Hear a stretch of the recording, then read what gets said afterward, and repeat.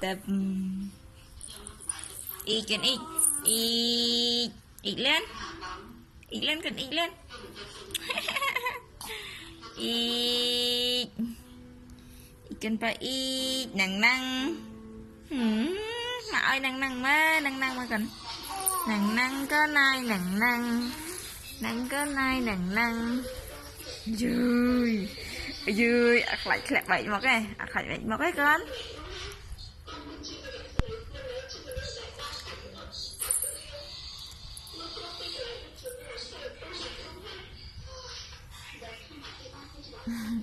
bye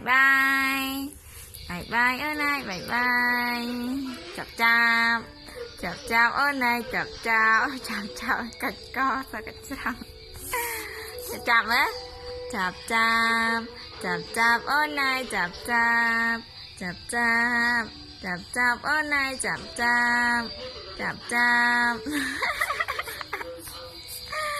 bye bye mấy con bye bye mấy bye anh đi bye bye vậy bye bye anh chào tê chào như bye bye vậy bye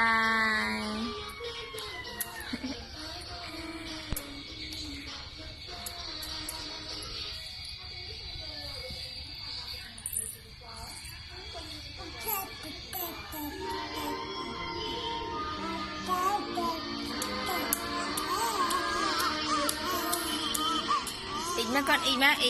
lên ít lên má con ít má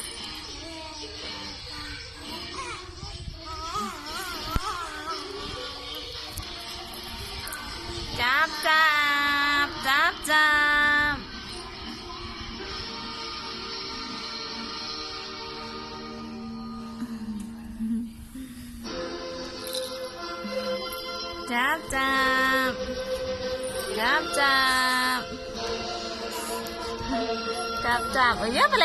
dớp lên đài mà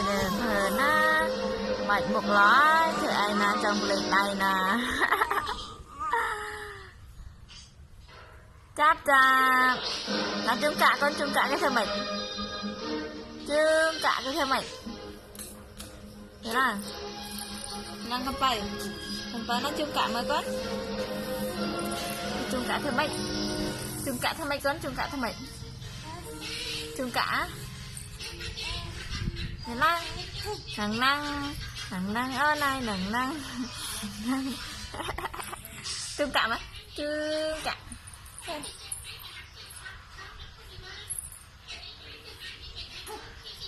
chích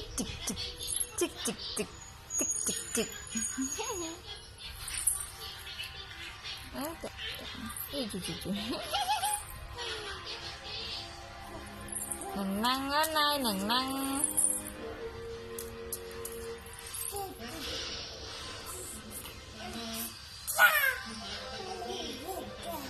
thường ít lên em mà con ít má ít lên nhỉ làng mới cái làng mày chơi mới là chân làng mà con là chân làng má được chân má thì là chân làng mách đó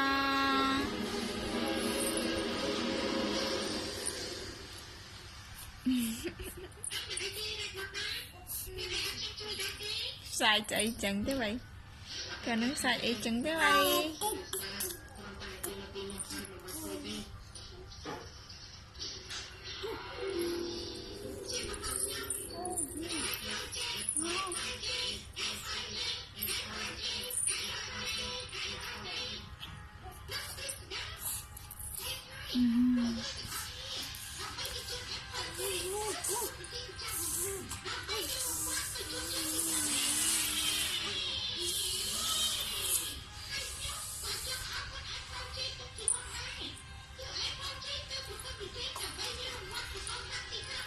Mm-hmm.